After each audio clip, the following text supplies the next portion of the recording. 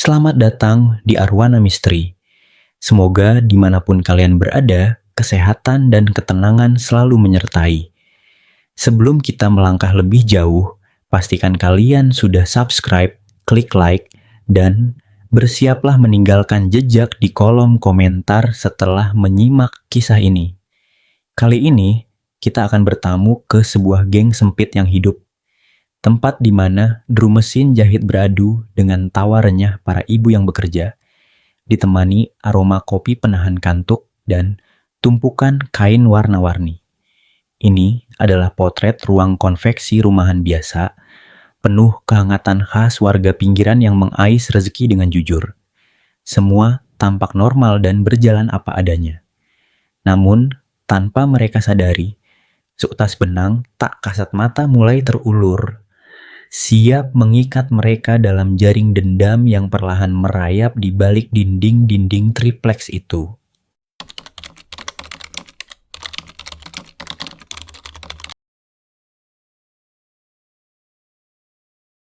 Suara deru, mesin jahit tipe dinamo besar bersahut-sahutan, memenuhi ruang tengah rumah Haji Mansur yang disulap menjadi bengkel konveksi. Di sana, hawa gerah selalu luluh oleh tawa renyah. Yunah, buruh jahit paling senior, yang sedang menggoda Mbak Sri. Kamu itu, Sri, menjahit kerah baju saja melamun. Ingat suamimu yang di perantauan ya. Seloroh Yu, nah sambil tangannya lincah mengarahkan kain. Mbak Sri hanya tersipu, membalas dengan lemparan gulungan benang kosong. Suasana hangat seperti ini adalah makanan sehari-hari. Aroma kopi hitam berbaur dengan uap setrika yang mendesis di sudut ruangan, menciptakan kenyamanan khas warga pinggiran. Di tengah kegaduhan yang akrab itu, Haji Mansur melangkah masuk dengan wajah berseri-seri. "Ayo, istirahat sebentar. Ada kabar baik," ujarnya sambil meletakkan bungkusan gorengan di atas meja potong kain. Semua mesin mendadak senyap. Haji Mansur mengumumkan bahwa konveksi mereka baru saja memenangkan tender besar untuk pengadaan seragam instansi pemerintah. Nilainya mencapai ratusan juta rupiah. Bagi para buruh, ini adalah jaminan bonus besar yang membuat mata mereka berbinar gembira. Namun, di sela-sela riuhnya obrolan, Yunah mendadak terdiam. Pandangannya beralih ke jendela yang menghadap keluar gang. Hanya berjarak beberapa rumah dari sana berdiri konveksi milik Koh Alyong yang tampak sepi. Kedua tempat ini selalu bersaing ketat. "Haji, apa Koh Alyong sudah tahu? Mereka kan juga mengincar proyek ini," bisik Yunah. Haji Mansur tertegun sejenak. Senyumnya sedikit memudar sebelum akhirnya mengibas tangan. "Rezeki sudah ada yang mengatur, Yu." Di luar, angin berembus lambat, membawa firasat samar yang mulai merayap masuk. Kemenangan tender itu segera mengubah ritme hidup di gang sempit. Rumah Haji Mansur kini disesaki gulungan kain biru tua yang menumpuk hingga hampir menyentuh langit-langit. Namun, kegembiraan itu menyisakan ketegangan yang menggantung di luar rumah. Pagi itu, saat Haji Mansur berpapasan dengan Koh Alyong di depan gang, tidak ada lagi sapaan ramah yang biasanya terdengar. Koh Alyong hanya menatapnya dengan pandangan dingin dan rahang mengeras sebelum berbalik masuk ke konveksinya yang kini mati suri. Kabar burung segera beredar di antara warga. Koh Alyong menderita kerugian besar karena sudah telanjur menyetok bahan baku demi proyek yang gagal ia dapatkan. Rasa kecewa yang mendalam dari seberang gang mulai menebarkan aura tidak nyaman yang menusuk. Demi mengejar tenggat waktu yang sangat ketat, Haji Mansur terpaksa meminta para buruh untuk mulai mengambil giliran lembur. "Kita harus kejar target, ibu-ibu. Mulai malam ini, kita terpaksa kerja sampai larut," ujar Haji Mansur seraya membagikan suplemen vitamin. Meski tergiur dengan upah tambahan yang menjanjikan, Tekanan kerja yang meningkat perlahan mengikis keceriaan mereka. Suasana kerja yang biasanya riuh oleh candaan kini berubah menjadi lebih kaku, dibayangi oleh kelelahan fisik yang mulai merayap.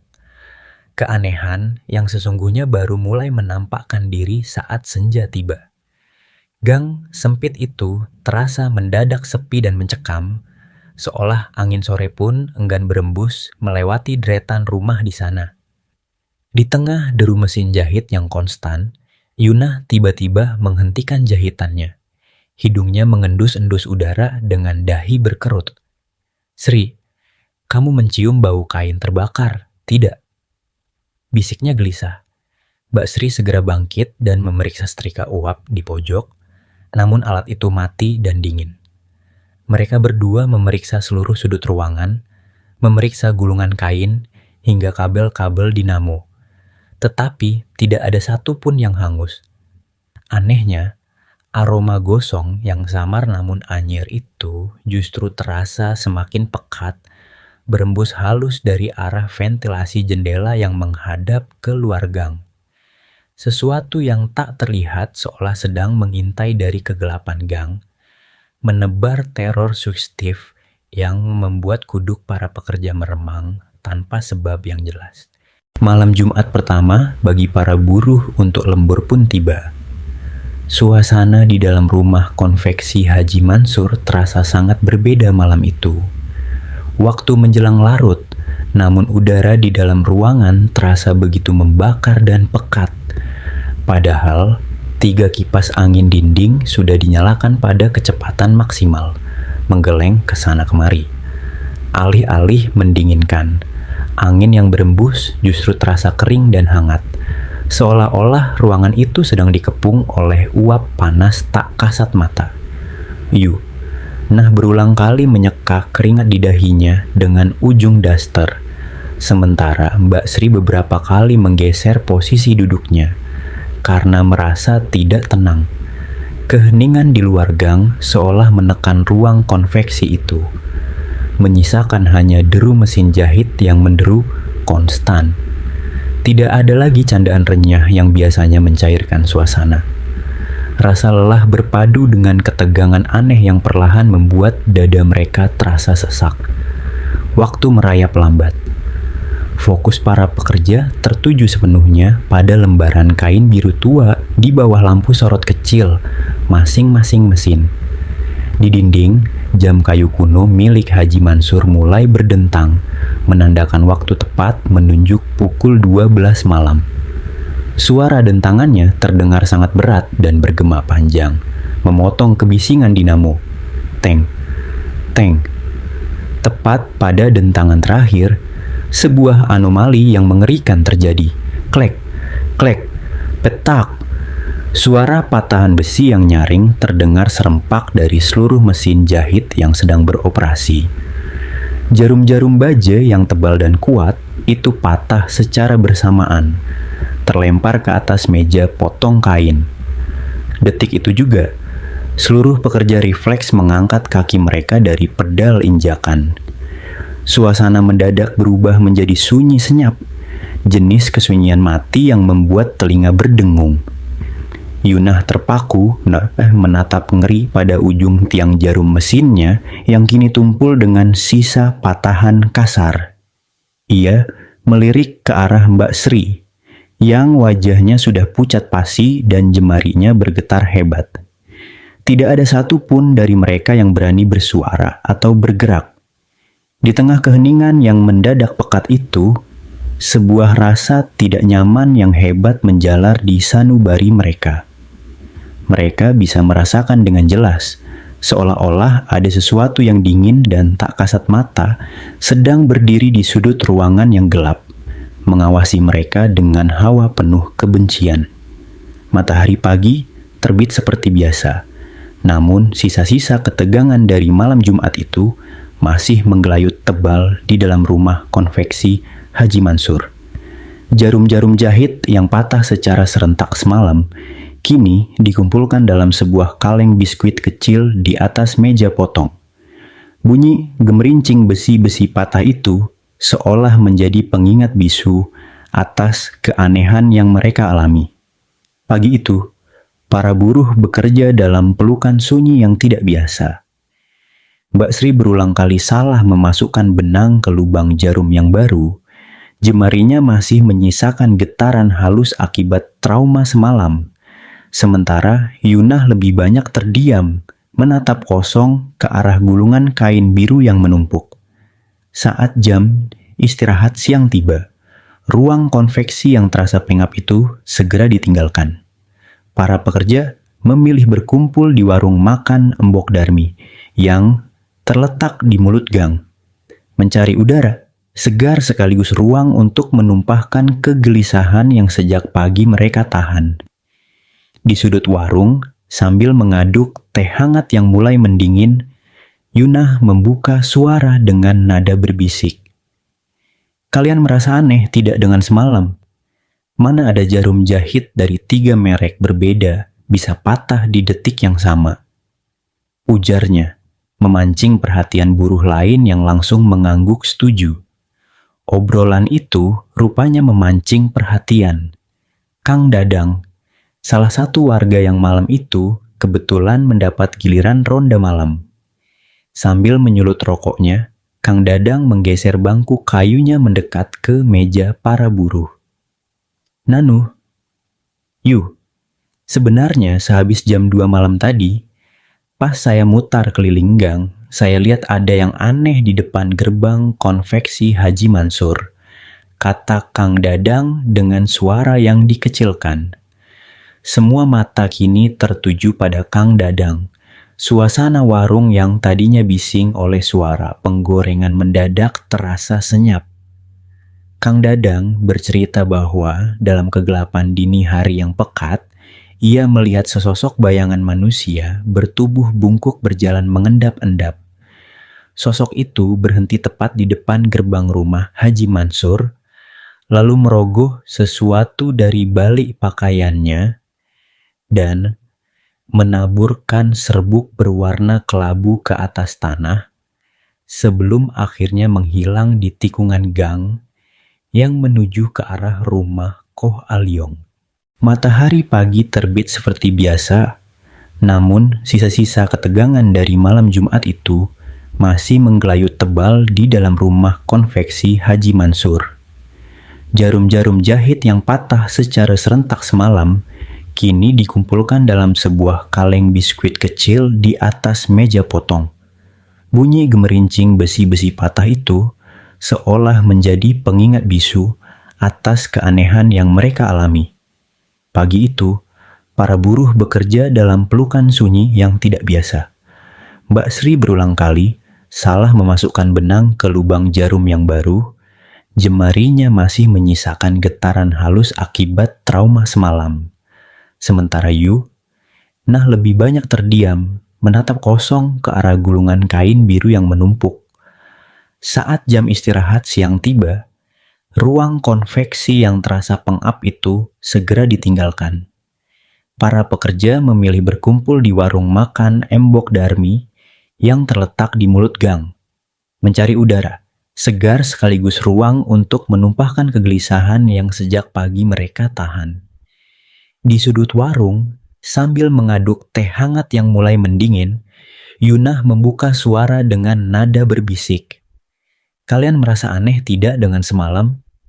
Mana ada jarum jahit dari 3 merek berbeda bisa patah di detik yang sama?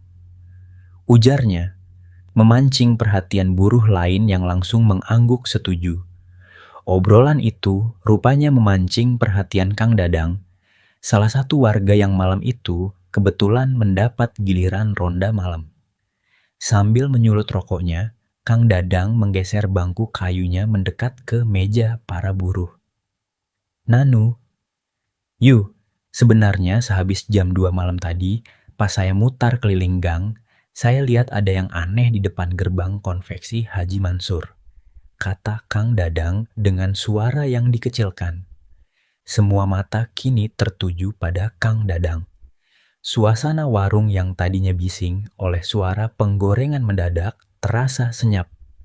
Kang Dadang bercerita bahwa dalam kegelapan dini hari yang pekat, ia melihat sesosok bayangan manusia bertubuh bungkuk berjalan mengendap-endap. Sosok itu berhenti tepat di depan gerbang rumah Haji Mansur, lalu merogoh sesuatu dari balik pakaiannya, dan menaburkan serbuk berwarna kelabu ke atas tanah, sebelum akhirnya menghilang di tikungan gang yang menuju ke arah rumah Koh Aliong. Mendengar penuturan itu, wajah Mbak Sri langsung memucat. Astagfirullah. Jadi, itu kiriman santet? Bisiknya dengan suara bergetar. Kecurigaan sosial yang selama ini hanya menjadi desas-desus samar di antara warga kampung kini mulai menemukan bentuknya yang nyata. Benak para pekerja langsung tertuju pada satu nama. Koh Aliong. Persaingan bisnis yang awalnya dingin, kini dirasa telah menyeberang ke ranah yang gelap dan berbahaya.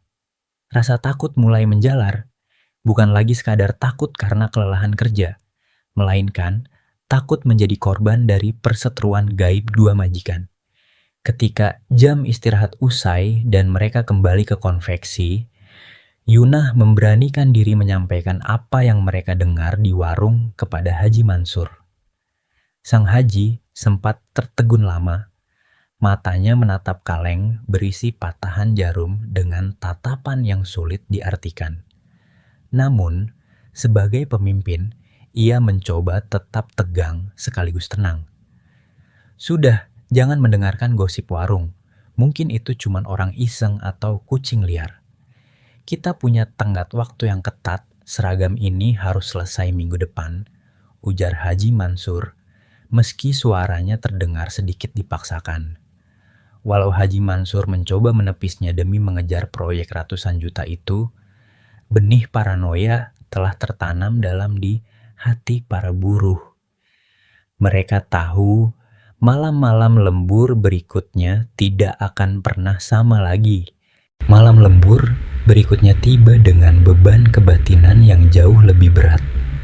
Kipas angin masih berputar, tetapi udaranya terasa sepekat jelaga. Ruang konveksi yang biasanya dipenuhi celotehan kini sunyi, hanya diisi oleh detak statis mesin jahit. Kecurigaan tentang serbuk kelabu yang diceritakan Kang Dadang membuat para buruh bekerja dengan pundak yang tegang. Mereka terus-menerus melirik ke arah jendela, merasa seolah-olah ada mata tak terlihat yang mengintip dari kegelapan gang sempit di luar. Melihat suasana yang begitu mencekam, Mbak Sri berinisiatif mengambil ponselnya dari dalam tas. Biar hati kita agak adem, Yu, bisik Mbak Sri pada Yu, yang duduk di sebelahnya. Ia kemudian menyetel rekaman lantunan ayat suci Al-Quran dengan volume yang cukup keras. Suara qori yang merdu dan jernih segera mengalir, memenuhi sudut-sudut ruangan yang pengap. Seketika, ketegangan sedikit mencair. Hawa panas yang menekan dada perlahan mereda, digantikan oleh rasa aman yang semu. Haji Mansur yang sesekali memeriksa dari ruang depan tampak mengangguk setuju, berharap benteng religius ini bisa melindungi pekerja dan proyek besarnya. Namun, ketenangan itu tidak bertahan lama. Jarum jam dinding perlahan merayap mendekati angka 12 malam. Atmosfer di dalam ruangan mendadak berubah drastis. Suhu udara turun dengan sangat ekstrim, menjadi dingin yang menusuk tulang, membuat telapak tangan para buruh yang memegang kain menjadi kaku. Tepat saat dentang pertama jam malam berbunyi, suara rekaman ayat suci dari ponsel Mbak Sri mulai mengalami gangguan. Awalnya hanya suara kresek-kresek statis yang samar. Namun perlahan, nada lantunan itu merendah secara tidak wajar. Kecepatan rekamannya melambat, menciptakan efek dengung yang berat dan memuakkan. Para buruh menghentikan injakan pedal mesin mereka. Ruangan kembali senyap, menyisakan suara dari ponsel yang kini telah berubah sepenuhnya. Suara merdu sang qori lenyap, berganti menjadi getaran vokal yang sangat rendah, kasar, dan serak. Itu bukan lagi ayat suci. Suara itu menjelma menjadi bisikan beruntun dalam bahasa daerah kuno yang teramat asing di telinga mereka. Iramanya cepat, penuh dengan penekanan kata yang terdengar seperti kutukan dan ancaman yang mendalam. Suaranya terdengar begitu dekat, seolah-olah pemilik suara bungkuk itu sedang berbisik tepat di lubang telinga masing-masing pekerja.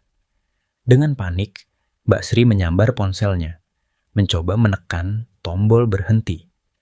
Namun, layar ponselnya mati total, hitam pekat. Sementara suara bisikan kasar itu justru semakin keras dan menggema dari speakernya, seolah menolak untuk dihentikan. "Matikan Sri, matikan!" jerit Yuna sambil menutup kedua telinganya dengan histeris. Ketakutan yang membungkam mereka sejak beberapa hari lalu akhirnya pecah. Mbak Sri yang sudah tidak tahan lagi melemparkan ponselnya ke lantai hingga retak. Namun suara bisikan purba itu tetap merayap keluar dari sela-sela mesin jahit. Tangisan histeris meledak di dalam ruangan. Beberapa orang buruh jahit langsung jatuh terduduk di lantai, menangis sejadi-jadinya sambil memeluk lutut karena syok mendalam. Mental mereka runtuh sepenuhnya. Tidak ada lagi yang memikirkan bonus atau tenggat waktu proyek ratusan juta milik Haji Mansur. Malam itu juga, dengan tangan yang gemetar dan air mata yang terus mengalir, para buruh berhamburan mengambil tas mereka. Mereka menolak mentah-mentah untuk melanjutkan pekerjaan, berlari keluar menembus dinginnya gang sempit, meninggalkan Haji Mansur sendirian di ambang pintu konveksi yang kini terasa asing dan mengancam. Ketakutan malam sebelumnya menyisakan trauma mendalam, namun bagi Haji Mansur, kerugian ratusan juta rupiah adalah momok yang lebih menakutkan daripada suara-suara gaib. Setelah membujuk para buruh dengan iming-iming upah 3 kali lipat, sore harinya Haji Mansur membawa seorang pria paruh baya berpecilwak dengan tasbih kayu besar melingkar di lehernya. Pria itu, yang dipanggil Mbah Ronggo, berjalan mengitari konveksi sambil merapalkan mantra-mantra berat. Ia menanam pasak-pasak kayu yang dibungkus kain hitam di 4 sudut halaman, lalu menyiramkan air campuran bunga 7 rupa ke dinding-dinding tripleks bangunan. Tindakan ini mempertegas satu hal. Haji Mansur memilih untuk tidak mengalah. Pagar gaib resmi didirikan, menandai dimulainya perang terbuka antar dukun yang medannya berada tepat di atas kepala para pekerja yang tidak tahu apa-apa. Dampak dari benturan dua kekuatan hitam itu langsung terasa begitu malam kembali turun dan mesin-mesin mulai dinyalakan. Bukannya membawa rasa aman, ruang konveksi kini justru berubah menjadi ruang penyiksaan yang mengerikan. Suhu udara di dalam ruangan mendadak melonjak naik, bergolak meranggas secara tidak alami. Padahal semua jendela sengaja dibuka lebar-lebar dan kipas angin berputar kencang. Namun, angin malam yang masuk justru terasa seperti embusan angin dari tungku pembakaran api. Hawa panas itu terasa sangat kering hingga menusuk pori-pori. Keringat para buruh tidak lagi bercucuran, melainkan langsung menguap dan mengering di kulit, menyisakan rasa perih yang luar biasa. Mbak Sri merasakan kulit di punggung tangannya mulai berkerut, pecah-pecah, dan bersisik kasar, seolah-olah seluruh cairan di dalam tubuhnya sedang diisap paksa oleh udara yang gersang.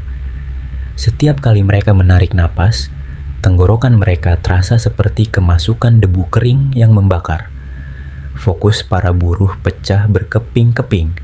Stamina mereka terkuras habis dalam hitungan jam akibat siksaan fisik yang tak kasat mata ini. Di tengah kepungan hawa panas yang merusak mental itu, teror visual mulai menampakkan dirinya.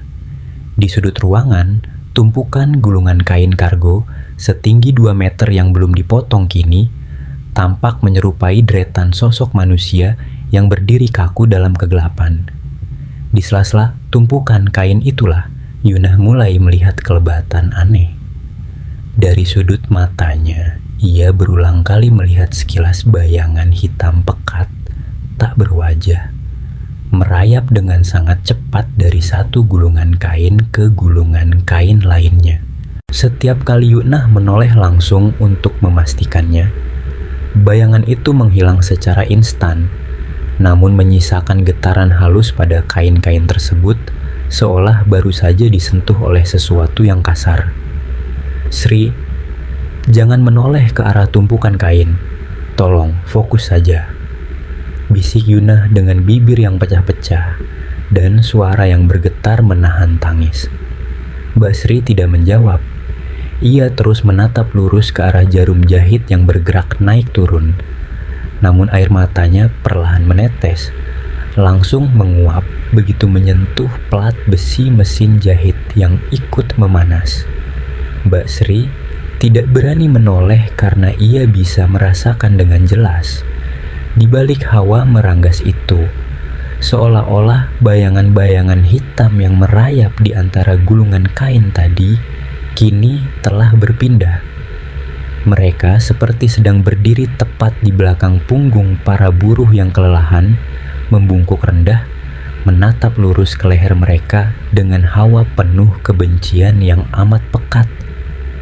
Pertahanan mental para buruh runtuh perlahan, terjebak di dalam benteng gaib yang kini terasa seperti sangkar maut.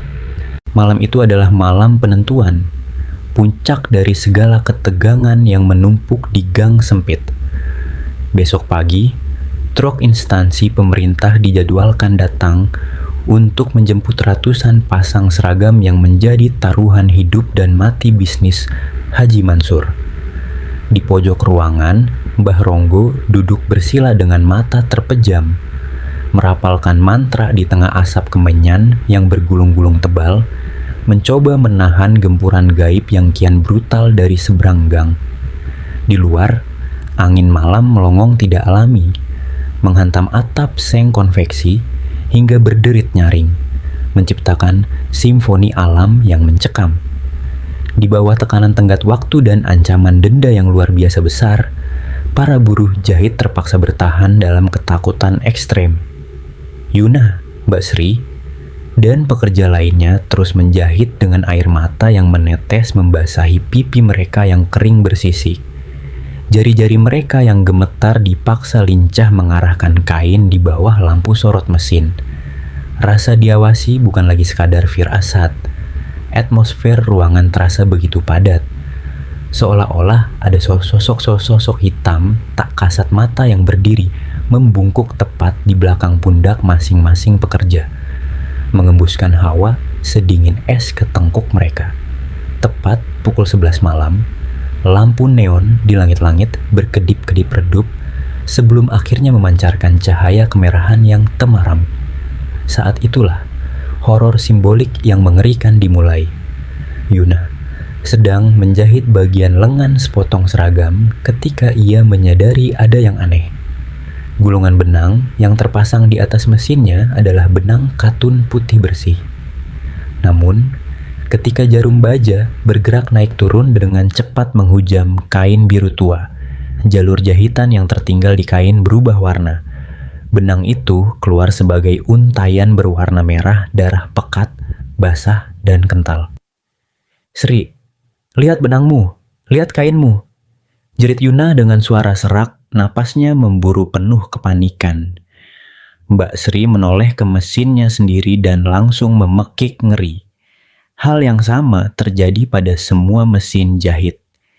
Bukan sekadar warna benang yang berubah, kain-kain biru tua itu perlahan mengisap cairan merah tersebut, membusuk, dan mengeluarkan aroma anyir darah yang luar biasa menyengat, mengalahkan bau kemenyan milik Mbah Ronggo. Belum sempat para buruh bangkit dari kursi mereka, serangan pamungkas dari pusaran dendam itu menghantam tanpa ampun. Pagar gaib milik Mbah Ronggo retak seketika dengan bunyi dentuman keras di udara yang membuat kaca jendela bergetar. Secara simultan, sebuah gelombang rasa sakit yang teramat sangat menyerang seluruh pekerja di dalam ruangan. Ruang konveksi seketika pecah oleh jeritan kesakitan yang memilukan. Para buruh melompat dari kursi mereka, jatuh bergulingan di atas lantai yang kotor oleh sisa potongan kain. Sensasinya luar biasa mengerikan, seolah-olah seluruh kulit tubuh mereka, dari ujung kaki hingga kulit kepala, sedang ditusuk secara babi buta oleh ribuan jarum tak kasat mata. Rasa perihnya membakar, menghunjam dalam hingga menembus tulang. Mbak Sri mencakar-cakar lengannya sendiri hingga memerah dan lecet, mencoba menghalau rasa sakit tak berwujud yang menyiksa batin dan fisiknya. Yunah menjerit histeris sambil memeluk dadanya yang terasa sesak seperti dihantam pasak besi. Ruang konveksi kini berubah total menjadi neraka kecil yang kacau balau. Mesin-mesin jahit dibiarkan menyala, berputar liar tanpa kendali hingga kain-kain tersangkut dan robek. Kain seragam yang berlumuran benang merah darah berserakan di mana-mana, bercampur dengan tubuh para pekerja yang menggeliat kesakitan. Haji Mansur berteriak panik menuntut penjelasan, namun saat ia menoleh ke pojok ruangan, Mbah Ronggo sudah tersungkur. Sang dukun tumbang dengan darah hitam yang mengalir deras dari hidung dan telinganya. Malam itu, perang santet mencapai puncaknya, menghancurkan sisa-sisa kewarasan di dalam rumah konveksi yang kini berselimut bau amis darah. Pagi hari, setelah malam jahanam itu, sebuah truk besar milik instansi pemerintah datang dan berhenti di mulut gang.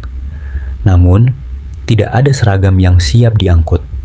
Ketika pintu konveksi dibuka, yang tersisa hanyalah pemandangan memilukan. Ratusan meter, kain biru tua yang bernilai ratusan juta rupiah telah rusak total secara misterius.